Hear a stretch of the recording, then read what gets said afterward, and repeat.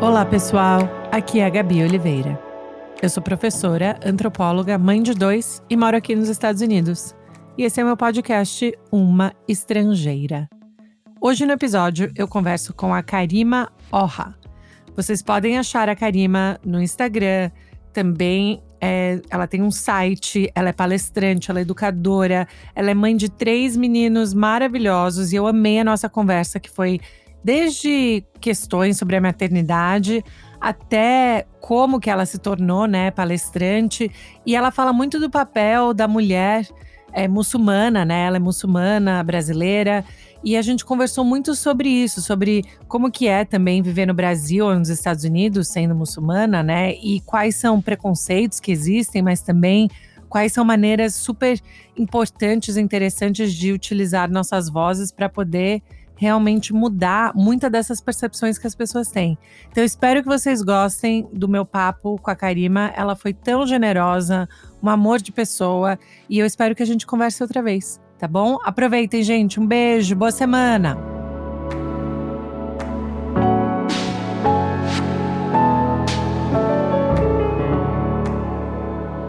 Como que tá a sua manhã aí? Super corrida com os meninos? Estava super corrido, agora está uma paz, é até estranho, né? Eu despachei ele para os avós, né? Obviamente, não consigo com os 3 aqui. O meu pequeno é muito pequenininho, ele tem 2 anos, então eu despachei eles lá. Aí estava corrida amanhã, acordei 7 horas já no grito, porque tinha que fazer as lições, tinha que dar café da manhã, dei banho, aí saíram, aí ficou na paz. E calma, quais são as diferenças de idade? Eu amo acompanhar você com os 3. Eu tenho 2 meninos, então eu não consigo imaginar enfiar um terceiro aí. Eu acho que eu ia perder todos os meus cabelos. Como que é a diferença de idade? Então, o Moody, que é o meu mais velho, ele tem 6 anos. Ele acabou de fazer 6 anos agora em maio. O Zuz, ele tem 4, ele faz 5 em dezembro. E o Ahmed, que é o mais novinho, ele tem 2 anos, também fez agora em fevereiro. Então, entre o mais velho e o do meio tem 1 ano e 7, e entre o do meio e o mais novo tem 2 anos e 1 mês. Ai, Deus do céu! Gente, você é uma heroína. Eu acho que sim. E o pior é que acho que você também passa por isso, né? O mais novo, ele já nasceu pronto, entendeu? Então ele é o que mais me dá trabalho, porque ele tem 2 anos fazendo coisas de 4. A gente fala assim, não, espera, ele não vai andar agora, né? Porque o primeiro a gente fica, vem, anda.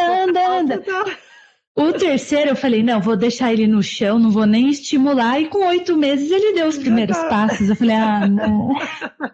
É verdade, eu tenho uma amiga que ela falava que a segunda filha dela levantava e ela meio que falava assim, senta, sabe assim, não tenha pressa. Mas eu estava pensando nisso mesmo, é muito interessante, porque agora a gente estava, né, de férias na Califórnia vendo os meus sogros, e o meu de 4 anos estava assistindo filme que não... Eu acho que não teria, sabe, assim, eu não deixaria ele ver se o meu primeiro tivesse 4 anos. Exatamente, Mas é corrido. Tem os primos, aí tem o outro, daí você fala, como que eu, né? Não sei se você sente isso. Eu sinto. E a família aqui é bem grande, né? Então fico, às vezes, perdida.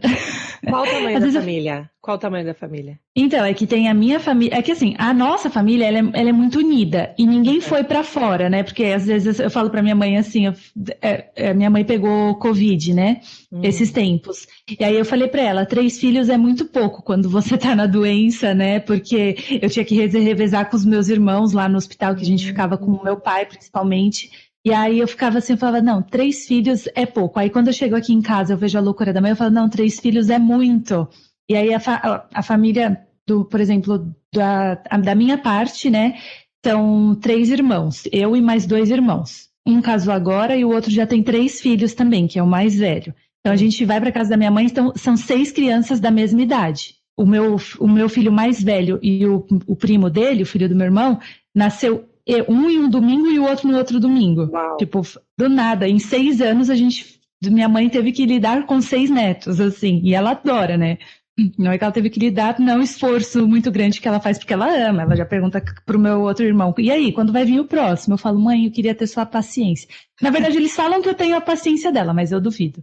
E aí, da família do meu marido, ele tem mais 2 irmãos, só que ele também tem primos da mesma idade. E fica sempre todo mundo junto. Então, um almoço que eu faço aqui em casa, só pra família mesmo, né, que é a família próxima, são 35 pessoas e umas 14 crianças.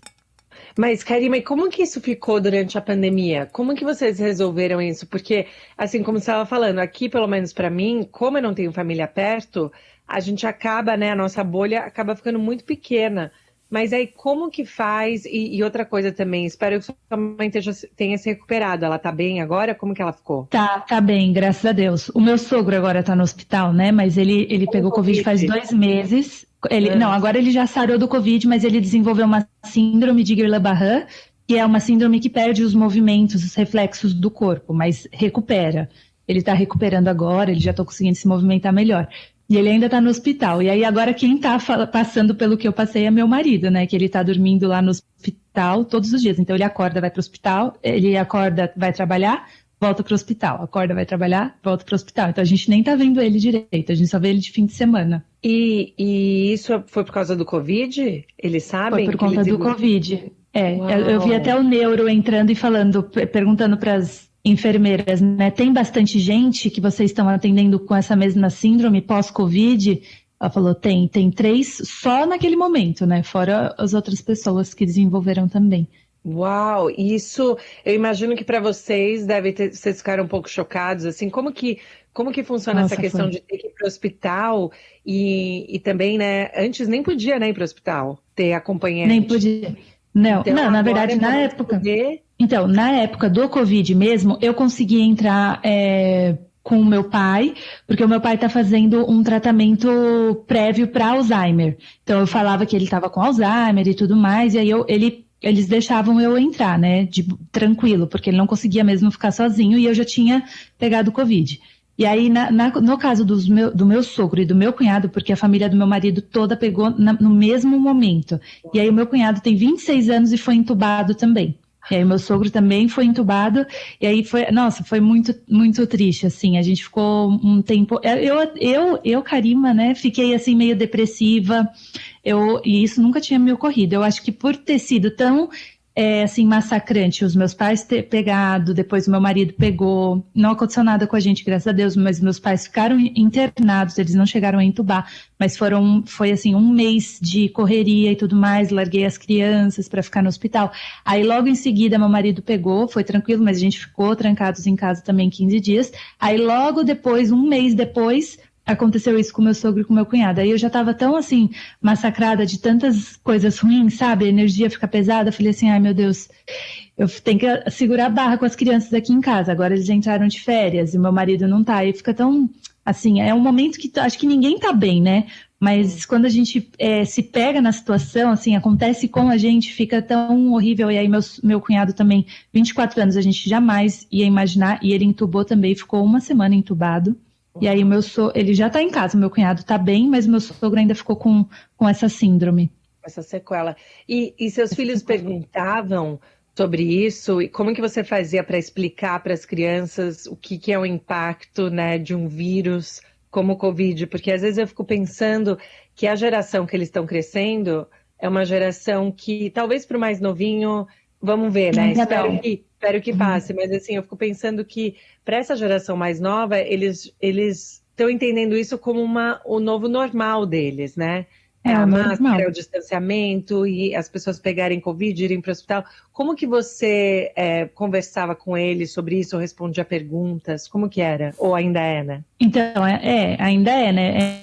Assim, o que pega aqui em casa é a falta do meu marido, porque eles são muito apegados ao pai, muito, assim. E aí o meu filho mais novo não, o do meio, o Zuzo, ele começou a roer unha. E eu explicava para eles como, né? Todo mundo, na verdade, né? Porque eles precisavam ir para a escola de máscara, eles precisavam andar no shopping. Aí teve um momento também que a gente ficou um período muito grande aqui em casa, que foi ano passado. Então a gente explicava para eles. Quando a gente saía, a gente não deixava eles tocarem no elevador. passava álcool em gel. Aí eu lembro que quando meu pai foi internado, eles ligaram para ele de vídeo. Aí eles perguntaram, Jidô, né, que é avô em árabe, Jidô, o que que você tem? Por que que você tá no hospital? Aí meu pai falou, eu tô com coronavírus. Aí o meu mais novo falou, o meu do meio, Zuzo, você encostou no elevador, né? Essa ideia, né? Que é uma ideia total verdadeira em termos de transmissão, né? Tipo, de entender Exatamente. os perigos, mas é onde eles ficam, porque é o que é para eles, né? Do mundo deles. Ele pegou aquela informação como real. Então, se eu falava não pode encostar no elevador, ele acreditou que se ele encostasse no elevador ia pegar coronavírus. Então, ele ligou com meu pai, né? Meu pai ficou lá e ele falou: então ele encostou no elevador, não pode encostar realmente. Tá Aí eu vendo? achei É. um barato. Mas E sua assim, família, eles estão lidando bem. Eles eles estão estão lidando lidando bem. bem. Sim, é impressionante como às vezes as crianças elas têm mais resiliência do que os adultos, né? Eles ensinam pra gente melhor como lidar com as coisas às vezes, do que os adultos. Eu fico vendo, às vezes, pra mim é mais importante aprender com eles do que necessariamente só ficar falando o que é pra fazer, né? Porque eles têm ideias muito boas de como se entreter, se Exatamente. divertir. Exatamente. Eu estava lendo lá um estudo, né, falando de como que o cérebro aprende. E aí tem as porcentagens de quando você retém uma informação. O cérebro, quando ele mais se desenvolve, é quando a criança ensina, né? E aí eu fico escutando muito eles falarem por conta disso, porque eu falo, quando eles estão me falando alguma informação, eles estão aprendendo mais do que eles estão realmente falando só, né? Então eu fico escutando muito. Agora o Moody está na fase da alfabetização, e aí eu fico lá sentadinha, e ele fica me dando aula como professor. E eu fico falando, meu Deus, quanta sabedoria para pouca criança, eu tô aprendendo muito. E então, e para eles, assim, você estava falando que quando eles ligaram para o seu pai, eles chamam seu pai de avô em árabe, né? Qual que é a palavra? Me fala de novo, eu adorei. Jidô. Jidó. E você fala em árabe com eles ou em português? Então, adoraria falar em árabe, mas o meu árabe ele não é tão, tão fluente quanto eu gostaria. Eu leio, eu entendo tudo, mas na hora de falar eu dou uma travada, assim. Mas o meu marido fala bastante com eles em árabe aqui em casa, só que eles não respondem em árabe, eles respondem em português. Eu acho que justamente porque eu não falo. Porque como eu passo a maior parte do tempo, eles acabam falando mais comigo em português e eu acabo respondendo em português, porque como eu só entendo, não falo, eles não vão escutar eu falando, né? O que é muito ruim. Minha mãe sempre fala com eles em árabe, pelo amor de Deus, o ruim é bom. Eu falava, eu tento, mas como não é uma coisa que eu nasci no Brasil, né? Eu sou brasileira. E aí, como não fui criada dessa forma, meus pais não falaram comigo. Meu pai falava, mas minha mãe também não falava. Então acabou que eu não consigo falar tanto com eles aqui, mas oração a gente aprende em árabe, algumas palavras. Eu tento falar. Eu vi até um vídeo seu que você estava falando como funciona aí na sua casa. Eles estudam em uma escola internacional aqui também, mas aí é em inglês. Aí eu falei, não, inglês, árabe, português, tudo é bom, entendeu? Mas eu falei, deixa eu aprender, né? Criança tem um cérebro Sim, maravilhoso. sim. E os seus pais cresceram falando árabe? Porque você falou que você foi criada já falando a maioria em português, mas como foi para os seus pais? O meu pai é libanês. Ele nasceu no Líbano, mas desde muito pequenininho ele também veio para cá. E o meu avô casou com uma brasileira. Então ela não falava árabe, só falava português com o meu pai. Mas assim, o árabe do meu pai é perfeito. Tanto que ele faz tradução simultânea, né? Uau! E aí ele falava com a gente, mas é a mesma situação que eu vivo aqui em casa. Meu pai não ficava em casa o dia inteiro para ficar falando com a gente, né? Então, se não é nos primeiros 3 anos, depois que vai para a escola, você não consegue mais voltar atrás. Isso porque eu estudei em colégio islâmico, né? Em São Paulo? Então, em São Paulo. E aí eu aprendi a ler, aprendi a escrever e aprendi a falar também. O meu problema é que é o de todo mundo, né? É a constância. Para você falar A uma língua. fluência em termos nem só de fluência de saber tudo, mas é ficar falando, né? Porque Exatamente. mesmo eu acabo achando, eu concordo com você, eu acho que tem uma vantagem muito grande para imersão, né? Tipo, se existe qualquer tipo de imersão, em casa, na escola, em viagem, são essas horas que a gente exercita aquele músculo. Exatamente. Né? Eu vou para o Líbano, meu árabe desenvolve. Aí eu volto, ele trava. É exatamente isso. E aí a sua mãe, então, também nasceu no Líbano ou sua mãe nasceu aqui no Brasil? Minha mãe nasceu aqui no Brasil. O meu avô, o pai da minha mãe, é palestino. Tá. Nasceu na Palestina. Então, ele também veio para cá muito novo.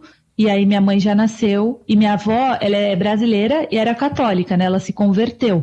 Então, ela não fala nenhuma palavra em árabe, E quase ela se nada. converteu porque ela casou ou ela se converteu antes até de casar? Não, ela se converteu porque ela conheceu o meu avô e aí ela se converteu assim, não, porque um muçulmano ele pode casar com uma mulher não muçulmana. E aí ele casou com ela não sendo muçulmana, mas eu acho que aí ela se converteu não porque foi obrigada, nem nada disso, porque realmente ela viu um sentido ali, mas foi após ela conhecer o meu avô. E tem várias que eu tô sendo bem nerd, tá? Porque eu adoro essas histórias, eu adoro entender um pouco melhor sobre religião. Porque eu conheço várias histórias de amigos e pessoas próximas a mim que se converteram ou ao judaísmo ou ao catolicismo, várias diferentes. E eu sei que em algum desses tem vários passos que têm que ser feitos e tem muita coisa. Tem gente que até no meio do caminho, né, fala, não, talvez seja muito. Como que funciona se você souber? Se você não souber, também não tem problema nenhum. Mas Eu sei, sim. se as pessoas querem se converter, como que funciona isso no Islã? Então, na minha religião, né, tem uma passagem que fala: "Innamal a'malu binniyah". Tudo que você faz tem a ver com a sua intenção. Então, por exemplo, se você está querendo se converter para o islamismo, a primeira coisa que você tem que ter dentro de você é a intenção daquilo ser verdadeiro. Então, por exemplo, por isso que não faz sentido nenhum você obrigar uma pessoa a se converter. Aquilo ali não vai ser aceito perante Deus, né? Perante aquilo que você acredita. Então, por exemplo, se uma pessoa quiser casar com a outra, falar, eu vou me converter para agradar o outro, aquilo não vai ser aceito. Então, você vai estar fazendo em vão. E não adianta nada você fazer por outra pessoa. A gente sabe que aqui, nesse mundo que a gente vive, você fazer algo por outro tão grandioso assim não vai compensar depois, porque uma hora cansa, uma hora você vai estar entendendo que aquilo não é você. Então, dentro da religião, esse é o primeiro passo, você ter aquela vontade dentro de você de se tornar uma muçulmana ou um muçulmano. Depois que você teve esse clique, né, vou me converter, a primeira coisa que você precisa ter na sua consciência, acreditar em Deus único, e que Muhammad, né, que é o nosso profeta, é o mensageiro de Deus. Então, você tendo como isso claro na sua mente, você precisa falar isso em voz alta na frente de alguma testemunha. Precisa sempre ter uma testemunha, pode ser um sheik, pode ser uma pessoa que você confie, mas você precisa falar isso em voz alta. E a partir dali você se torna um muçulmano. Óbvio que o islamismo não é só isso, né? Tem várias outras coisas que você precisa fazer para você ser muçulmano. Rezar 5 vezes ao dia, fazer o Ramadã, que é um mês sagrado, o mês do Ramadã. Então, assim, tem várias outras coisas, mas a primeira, assim, para você dar o primeiro passo, é só isso mesmo. É só você ter a intenção e você falar em voz alta, Ashhadu anna la ilaha illallah wa ashhadu anna Muhammad Rasulullah. Que eu acredito em um Deus único e que o Muhammad é seu mensageiro. E a testemunha tem que ser uma pessoa que é muçulmana? Tem que ser uma pessoa muçulmana. Entendi. E não importa qual é o ranking de importância, você falou pode ser um sheik, pode ser isso, mas pode ser qualquer pessoa que você confie. Isso, tem que ser uma pessoa que você confie, que você tenha certeza que ele também é muçulmano. Entendi. Gente, que incrível isso, e porque é algo que eu acho que o que eu adoro acompanhar, né? Eu adoro acompanhar você no Instagram, porque eu adoro ver seus meninos e você meio que tendo que equilibrar a maternidade com trabalho, com estar no Instagram, né, e fazer tudo isso, mas eu acho também tem uma importância muito grande em se fazer visível algo que para muitas pessoas ou não é tão visível porque elas estão na bolha delas, né? Ou porque, para várias pessoas, elas já podem ter um pré-entendimento de como as coisas funcionam e não estarem abertas para entender, né? Outras coisas, de como funcionam. E eu acho que você tem... Eu vejo muito esse papel que eu não sei se é um papel que você fala, não, eu quero, ou você acaba tendo, ou você sente que é muita responsabilidade. Como que você se sente estando nesse papel no Instagram, né? Na sua figura pública? Então... O meu Instagram, na verdade, eu comecei ele para falar só sobre educação, né? Uhum. Eu sou pedagoga, né? Eu sou formada em pedagogia e fiz a minha pós em gestão de pessoas. E aí, quando eu me pego falando sobre educação no Instagram, eu percebo que não é suficiente para as pessoas, porque você se acata muito ao tipo de pessoa que está falando, né? A gente não pode ser hipócrita também.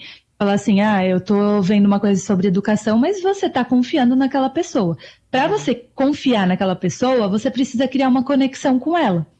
Então, por exemplo, tem uma palestra de educação ali, acontecendo ali atrás do meu prédio. Quem que está fazendo essa palestra? Isso é muito importante. Então, é isso que eu tento mostrar para as pessoas, que independente de quem eu sou uma pessoa normal sendo muçulmana. Porque às vezes as pessoas têm esse tipo assim, por que ela vai falar sobre alguma coisa se ela nem é do Brasil, se ela nem fala português, assim, as pessoas têm essa imagem, né, de mim, e não só de mim, de todas as mulheres muçulmanas que eu percebo aqui no Brasil.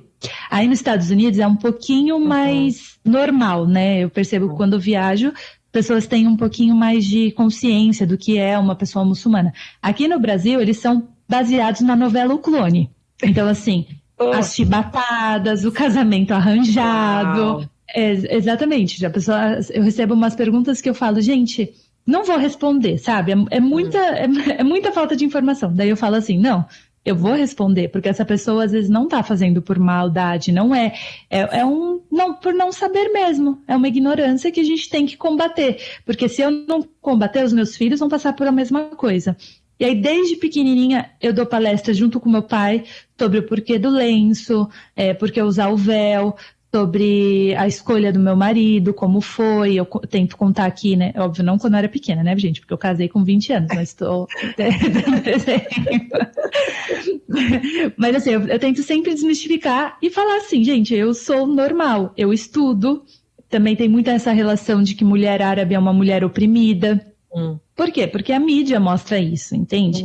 Então, assim, não é culpa das pessoas, então não posso ficar com raiva das pessoas que me perguntam isso. Eu sempre falo o porquê de tudo, eu sempre tento explicar.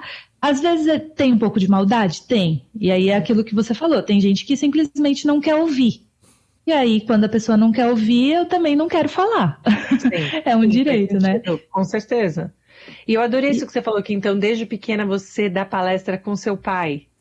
Com meu pai. Meu pai é uma pessoa assim que ama falar. Ele não podia ver um microfone que ele pegava. E aí eu sempre estava com ele, sempre. Então a gente saía em passeata, às vezes pró-Palestina, né? Que quando acontecia a guerra e tudo mais, a gente estava ali falando, explicando. Eu lembro que quando eu tinha 7 anos, que eu já usava o véu, eu fui para eu nem lembro o que era, na verdade, só que eu sei que estava cheio de polícia, tinha uns 1000 cadetes da polícia militar.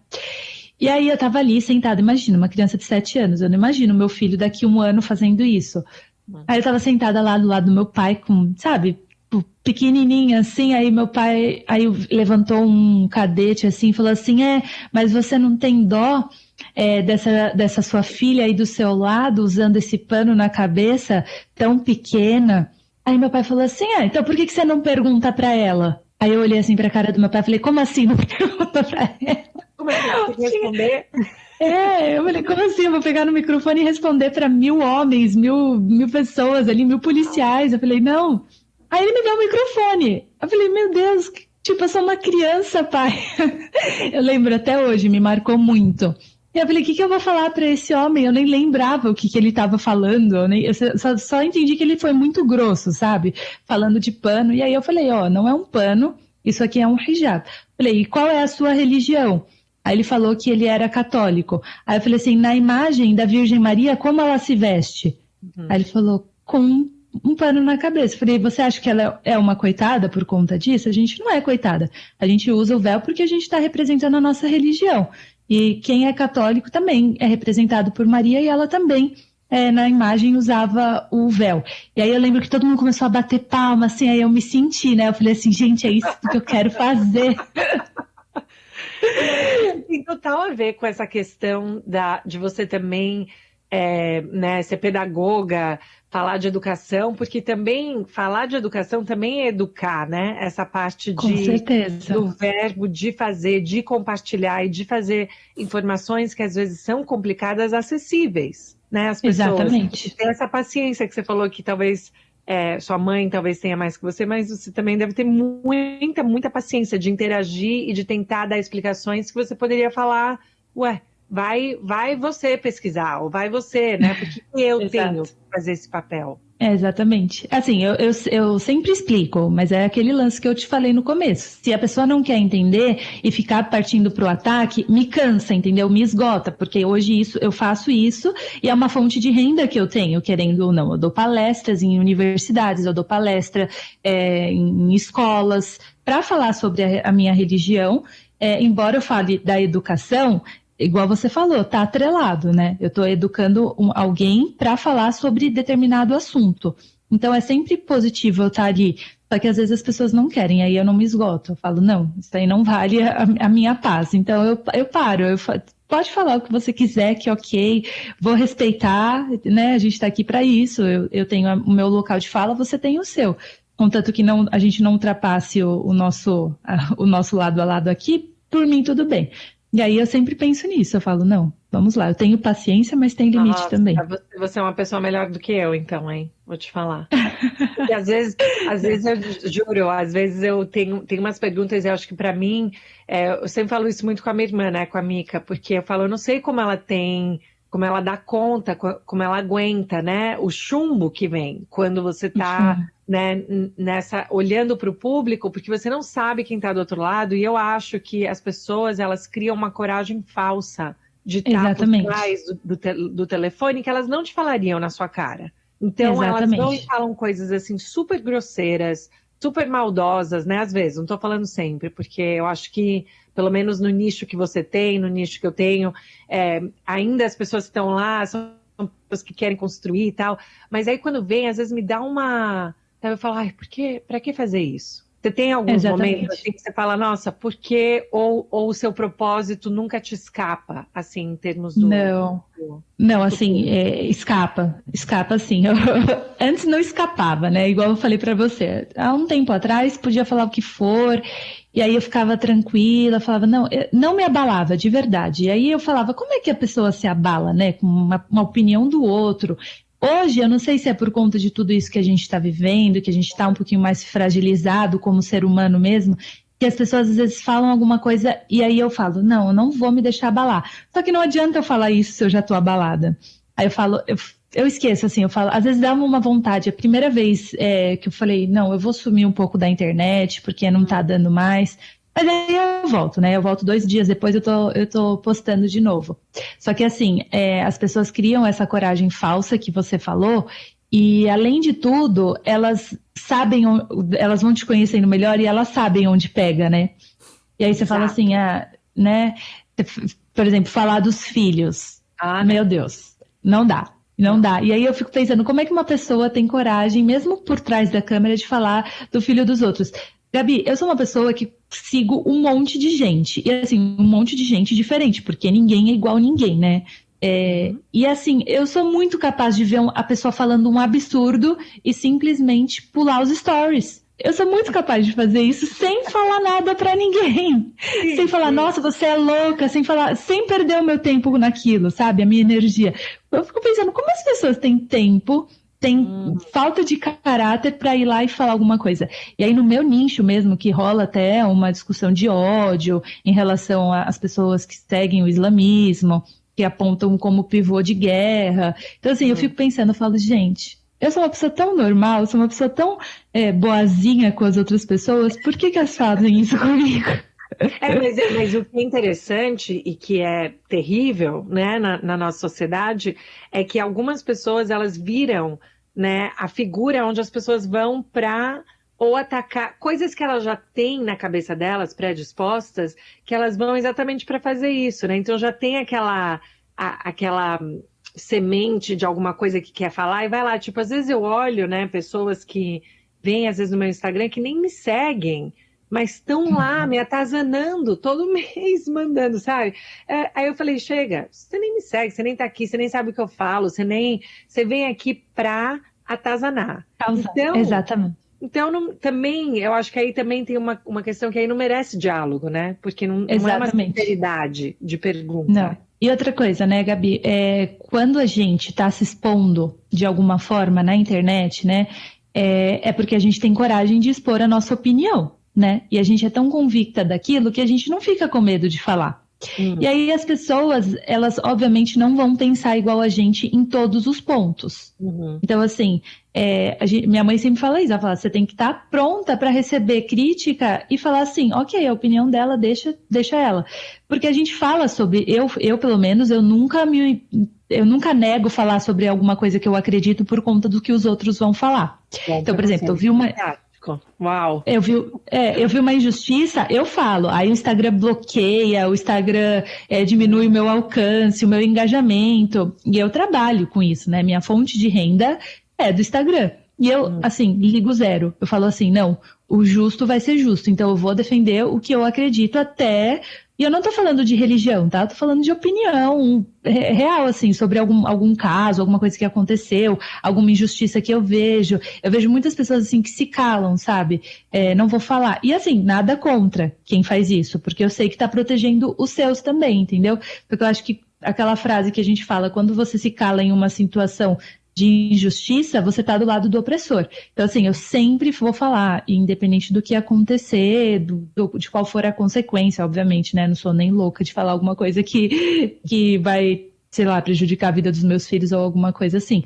Mas, assim, uma situação que eu tenho que tomar um lado, eu tomo. E aí, quando a gente toma o lado, quando a gente está aberta a isso, a gente também tem que estar aberto às consequências, né? Então, eu sempre falo assim, não vou ligar. Às vezes, quando eu sei que eu vou falar alguma coisa polêmica, eu nem abro os meus directs. Eu fico bem na minha. Assim. Boa estratégia. Adorei, boa estratégia. Um dos vídeos que eu vi que você postou no seu Instagram, que eu achei que foi algo super necessário, importante, foi quando...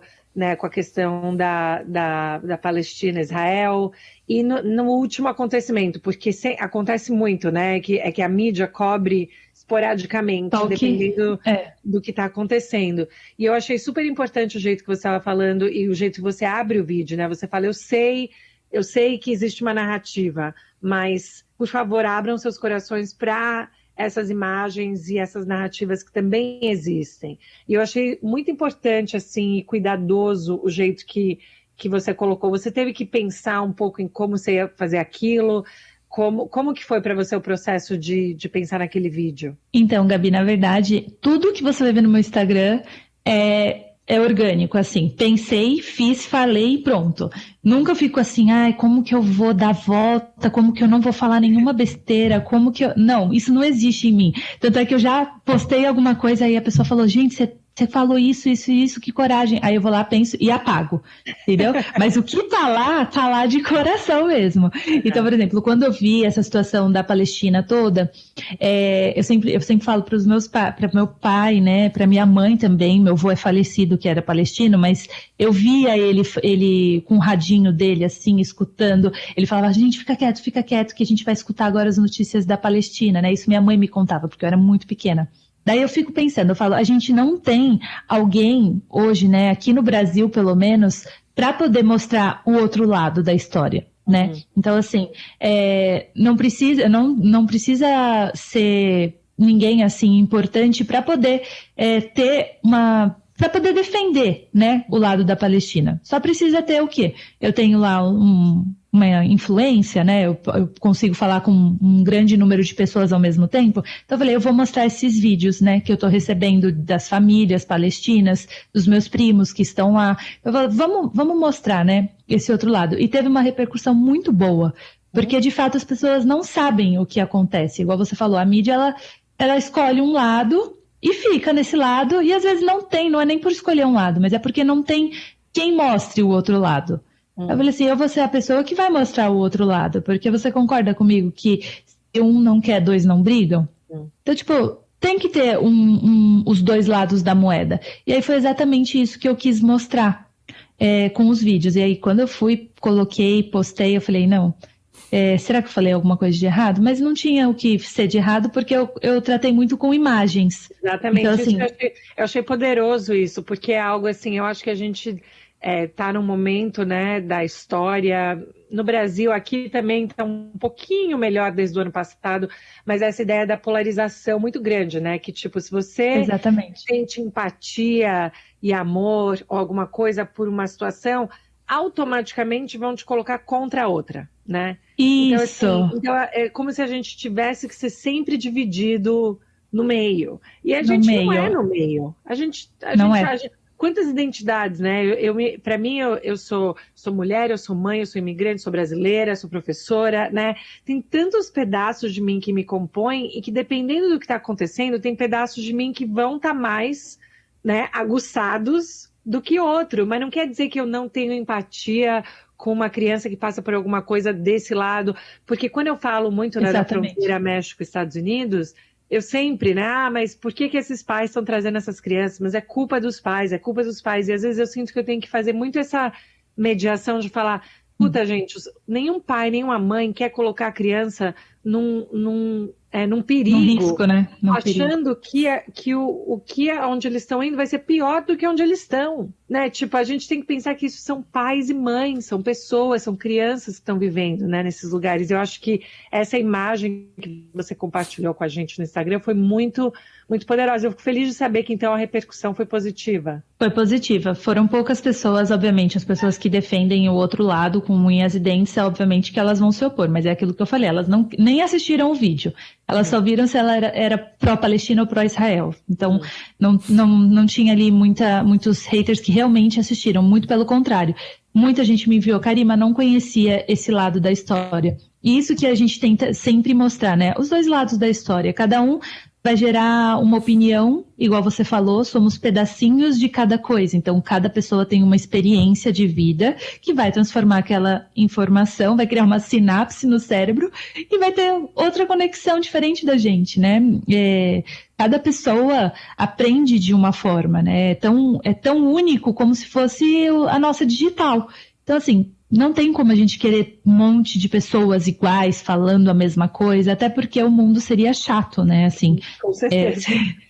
imagina a gente sentar e falar com alguém que não tem uma opinião diferente da gente. E as pessoas não entendem isso, elas não entendem que elas precisam ser mais tolerantes em todas as formas de vida. Não só daquilo que está no padrão dela. Ah, eu escolhi esse padrão e eu só vou aceitar gente desse padrão. Não, tem gente que vai pensar diferente de você e vai te abrir os olhos para outras coisas, ela vai acrescentar alguma coisa em você. É assim que você vai se desenvolver como ser humano, né? Aceitando o próximo, né? Uhum. E quando você, porque eu acho interessante também que você estava falando que essa comparação que você fez quando você viaja para os Estados Unidos, né? Que você está falando que você sente que aqui é um pouquinho menos, enfim, é um pouco mais diferente de como que é a sua vivência no Brasil. Né? E aqui eu acho que uma das coisas que vem mudando aqui nos Estados Unidos é até nas escolas públicas, que inclusive é onde os meus filhos, né, vão, que, por exemplo, o Ramadã é algo que é um feriado que é falado, né, ou que é um momento falado para todas as crianças da escola pública, do mesmo jeito que tem o Rosh Hashanah, do mesmo jeito que tem... Então, assim, está sendo mais incorporado no calendário para todo mundo, né, compartilhado. Mesmo tem Natal, tem isso, tem várias outras coisas. Você acha que isso seria algo valioso no Brasil, que fosse mais conversado do que só, né, pensado, não, tá longe de mim, é do outro, né? Nunca pode ser algo que eu entendo, ou que é parte, ou que os meus funcionários, né, ou que os meus alunos, né? Porque eu acho que falta um pouco essa noção dessa vida, né, entender melhor como funciona a vida das pessoas. Eu acho que aqui no Brasil falta muito você sair da casinha, sabe? Você abrir o olhar para o outro, porque aqui é um país com tanta diversidade, com tanta gente diferente junto, e as pessoas não se conhecem, exatamente pelo que eu estava falando. Tem gente que não aceita o diálogo, tem gente que já olha e olha torto. Essa foi a minha relação com os Estados Unidos. Aí eu posso ir para o mercado que a pessoa vai me olhar normal. Aqui no Brasil, eu percebo que as pessoas olham diferente. Aqui onde eu moro, não, porque tem muita gente muçulmana. Mas se eu vou para São Paulo, por exemplo, as pessoas olham diferente. E as pessoas não aceitam diferente. em termos de emprego mesmo. Uma mulher muçulmana tem uma dificuldade de conseguir um emprego aqui no Brasil. E foi até o meu discurso quando eu participei do TED. Eu falei assim, eu percebi que eu ia ter que lutar 2 batalhas, uma por ser mulher, né? Porque a gente sabe que não é fácil ser mulher aqui no Brasil, embora as pessoas acham que a minha cultura é machista, que em outros países seja machista, o Brasil é o 5º em ranking de feminicídio. Então, assim, a gente tem que ter essa ideia. E ainda, além de ser mulher, eu vou ter que ser uma mulher muçulmana. Então, além de eu sofrer preconceito por ser mulher, porque ele existe sim, eu vou ter que ser uma mulher muçulmana. Então, eu ia ter que enfrentar 2 batalhas. E aí eu percebi isso quando, já na faculdade, procurando emprego, a moça falou assim para mim, uma escola assim, canadense. Então, é uma escola que deveria estar aberta à diversidade, né? E aí ela falou assim, a gente adorou você, o seu inglês é super bom, você tá aceita aqui, mas você teria que tirar o lenço nas aulas. Para não assustar as crianças. Ela ainda falou para não assustar as crianças. Aí eu fiquei pensando, eu falava, gente, as crianças vão ser tão mais educadas que você, se elas me verem de véu, que elas nem vão perceber que eu tô de véu. As meninas da escola dos meus filhos falam, nossa, pro Moody, né, pro mais velho, eu queria muito que a minha mãe usasse esses lenços para eu poder pegar dela e experimentar. Eu fico pensando, eu falo, as crianças não têm essa maldade, elas não têm esse... ela é diferente porque ela usa um lenço. Não tem de verdade. E aí, quando aconteceu isso, eu falei assim, não tá certo. Minha mãe falou, eu vou denunciar essa escola preconceituosa. Eu falei, não, mãe, não vai, porque não tem muito o que a gente fazer agora, porque a gente não tem representatividade, né? E um dos meus focos do Instagram é exatamente isso. Então, às vezes, assim, eu não queria participar de uma campanha, mas eu participo porque eu quero que as crianças muçulmanas, as meninas muçulmanas, vejam que elas podem se sentir representadas de alguma forma.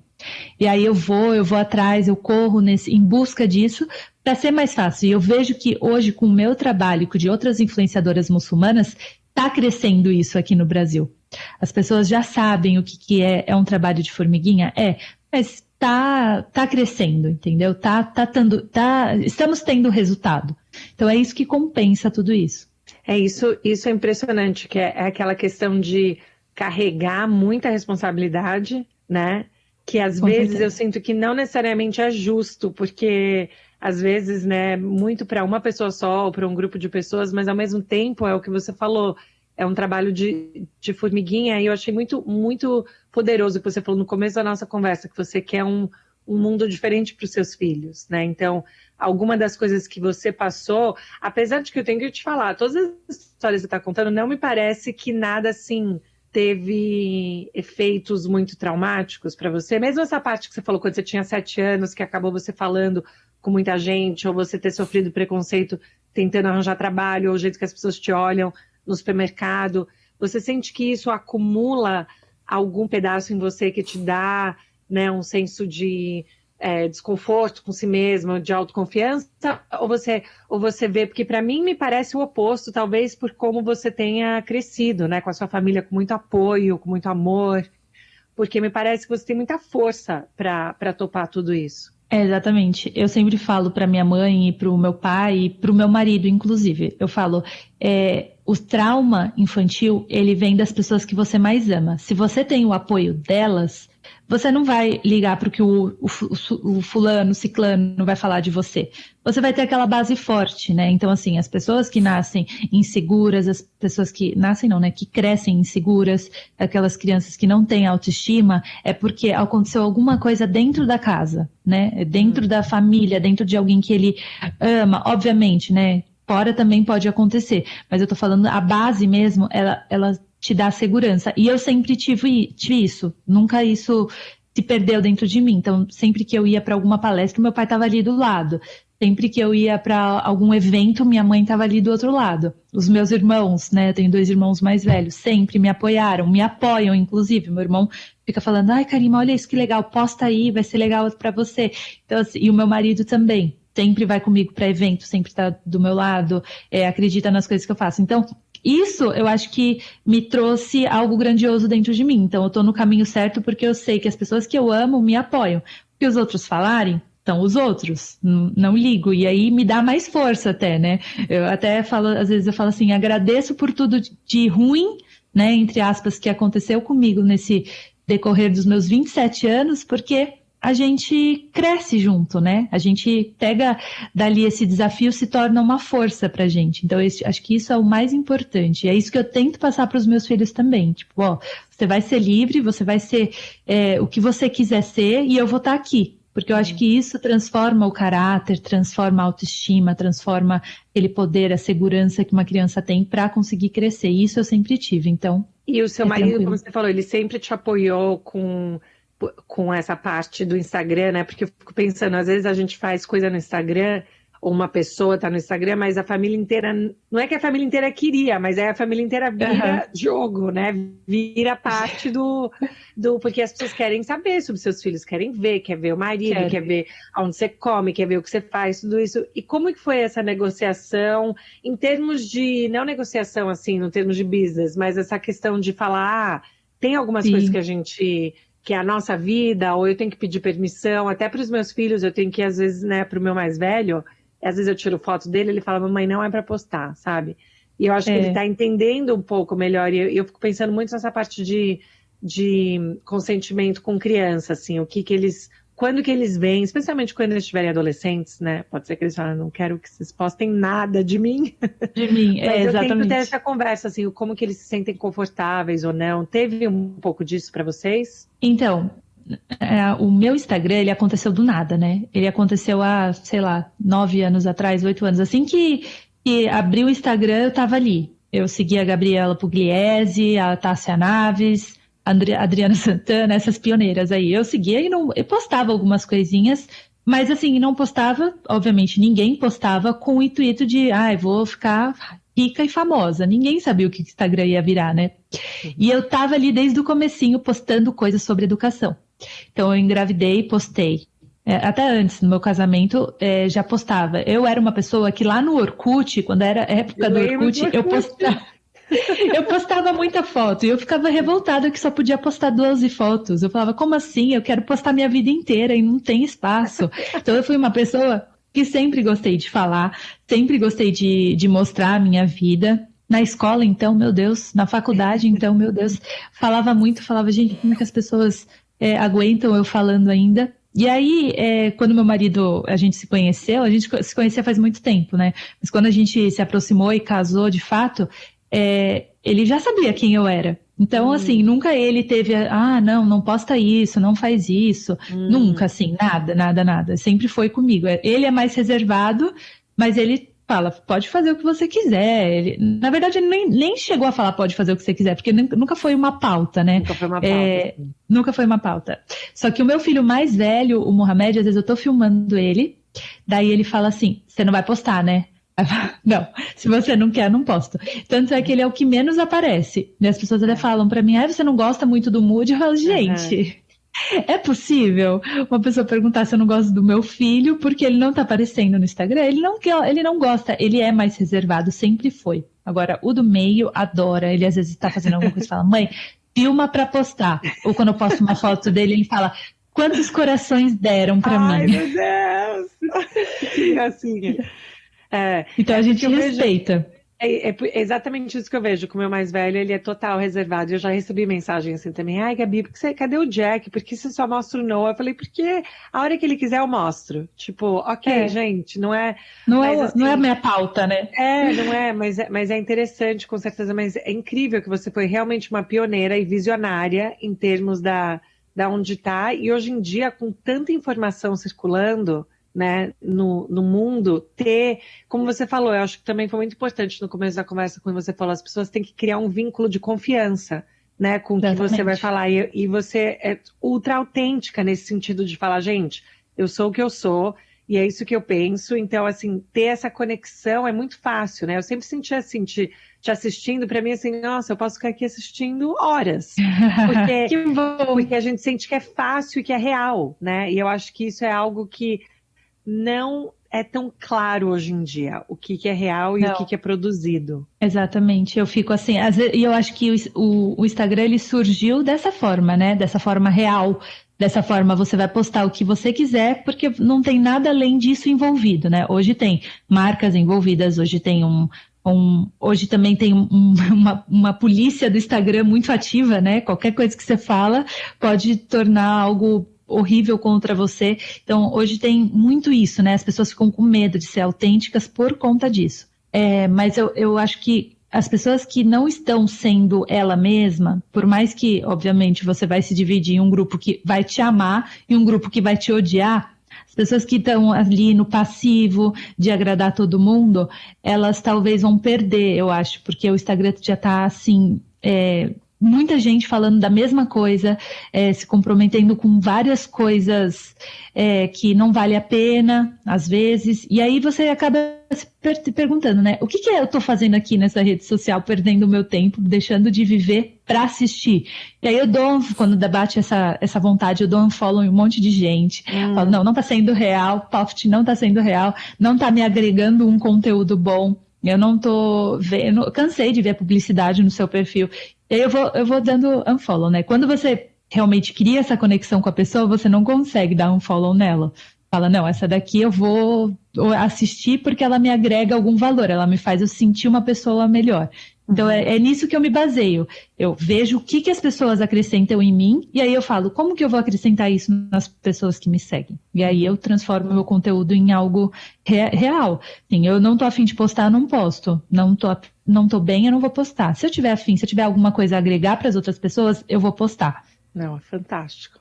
Mas que aula, fiquei muito... Olha, eu sei que a gente está chegando aqui no finalzinho, mas tão feliz de poder te escutar e de poder conhecer melhor, né, o seu trabalho e de onde tudo isso veio, porque eu acho que a gente precisa, né, de pessoas com vozes que representam maneiras e que sejam religiões, personalidades, o que seja, porque eu acho que, como você falou, isso é muito, muito importante para a gente, então eu fico tão feliz que a gente conseguiu ter essa conversa e eu amo ver seus meninos, de verdade, porque eu fico pensando, gente, eu preciso fazer essas coisas com os meus, eu sofro um pouco de inveja. Imagina, mãe é mãe sempre, a gente sempre está tentando fazer o melhor, e é aquilo que eu disse, quando eu tô aqui descabelada, gritando, eu não tô filmando, entendeu? Eu tô em outra missão, outro completamente diferente, então são altos e baixos que eu sempre deixo claro também no Instagram, porque falar de maternidade é muito difícil, né? Você precisa ter aquela calma. Para ninguém se sentir inferior. Mas assim, são coisas que acontecem em todas as casas, para todas as mães que estão escutando a gente aqui. Fiquem assim tranquilas, porque o que acontece aí também acontece aqui, embora eu não filme, né? Não acho legal filmar essas partes, mas elas existem aqui também. Com certeza, isso é muito verdade. E para a gente terminar, fala para a gente então quais são as coisas que você gostaria de fazer uma vez que essa pandemia sossegasse, coisas que você sente muita falta de fazer, que você gostaria muito de poder fazer. Ai, gente, eu gostaria muito de viajar sem medo, assim, Sim. Ir para qualquer país, ir para os Estados Unidos, e depois a gente vai aí te visitar, Gabi. Boa, porque assim, pode deixar. E aí a gente precisa, assim, a gente, na verdade, saiu com uma lição muito boa da pandemia, né? O quanto que coisas pequenas que a gente tinha na vida e que agora a gente não tem, a gente sente muita falta. O contato com o outro, a importância de você se relacionar com a outra pessoa, de você poder ir, o direito de ir e vir, né? Algo que a gente não teve mais. Então, são coisas pequenas que a gente não dá valor e que a gente tem que acrescentar na nossa vida. A primeira coisa que eu vou fazer é dar uma volta pelo mundo aí afora. Boa. Sim. Não, eu sinto muita falta de abraçar estranhos. Sabe assim, quando você acaba de conhecer alguém, no Brasil isso é comum, mas aqui a gente é muito, né, nos Estados Unidos é muito do aperto de mão, e nem isso a gente faz agora, porque pode ter problema com o aperto de mão, Não então pode. é só o cotovelo e tal, então assim, eu fico pensando como isso pra mim me faz falta, poder sentar perto, dar risada perto, sabe, de pessoas assim, é interessante ver isso, com certeza. Aí vocês já estão saindo sem máscara, né? Aqui, quando puder sair sem máscara também vai ser uma maravilha, meu Deus do céu, não vejo a hora dos meus filhos irem pra escola sem eu precisar lavar 20 máscaras por dia. Com certeza. Não, já tá. A gente tá vendo uma luz aqui no fim do túnel, com certeza. E eu tô aqui, assim, na maior reza para que no Brasil isso aconteça, porque para mim também, né, pensando de uma maneira até egoísta, para mim é um problema muito real, porque eu não consigo ver meus pais, né? Então, assim, Nossa, isso para mim é a parte mais dolorida de tudo isso, enfim, se eu tiver que ir para o Brasil é complicado, meus filhos ainda não foram vacinados, eu fico, né, ansiosa de levar as crianças, e aí eles não podem vir para cá porque eles têm que fazer quarentena em algum lugar, eles não podem fazer quarentena porque eles trabalham, então não dá para tirar um mês, exatamente. né, Tá. para viajar, tipo, não dá. Então, assim, toda essa logística para mim é muito dolorida, então eu imagino também que bom que você está com a sua família aí perto, e eu espero que todo mundo se recupere, ou de Covid, ou das sequelas, ou do que aconteceu depois, porque ainda é uma doença que a gente está aprendendo muito sobre, né? Infelizmente. Sim, tá, eu tô sentindo também que tá tendo uma luz no fim do túnel, já vai dar tudo certo, se Deus quiser. Então, tá bom, é bom a gente terminar nesse pensamento positivo. Com certeza. Não, Mas já adorei, deu. Karima. Adorei demais. Vamos Obrigada. conversar de novo, a gente tem que conversar mais. E quando vocês vierem para cá, imagina quando a gente juntar os 5 meninos. Meu Deus do céu, eu não quero estar perto. Acho que eu vou deixar eles e vou fugir. Boa. Mas adorei nossa conversa, fico super, super agradecida, de coração. Obrigada, Gabi. Foi um prazer conversar com uma professora de Harvard. Ai, meu Deus, agora que meu título oficial. Nossa, parabéns. Eu fiquei muito feliz por você. Parabéns, viu? Obrigada, não, de verdade, eu fico super feliz. Que bom que você Beijo gostou. grande. Um beijo, Gabi. Até a próxima. Até a próxima. Tchau, tchau.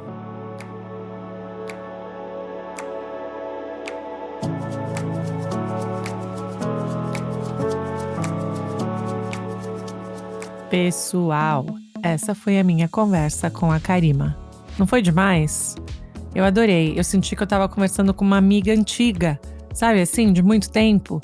E a gente falou sobre tantas coisas importantes e delicadas, né? Então eu acho que isso que pra mim foi um grande aprendizado de novo. Poder falar de coisas que às vezes pra tantas pessoas é tabu, é complicado. Aqui totalmente desmistificado, com uma leveza e uma abertura e um carinho muito grande. Então eu sou para sempre grata à Karima por ter topado essa conversa. Eu vou parar de falar por aqui, gente, porque a Luna, minha cachorra, está no meu colo e eu tô fazendo de tudo para ela não ficar desesperada e começar a latir. Então eu vou parar por aqui e espero que vocês tenham gostado. Como sempre, vão lá no Instagram, Uma Estrangeira Podcast, mandem e-mail pra gente, umaestrangeirapodcast@gmail.com, e eu espero vocês aqui semana que vem, tá bom? Boa semana, gente!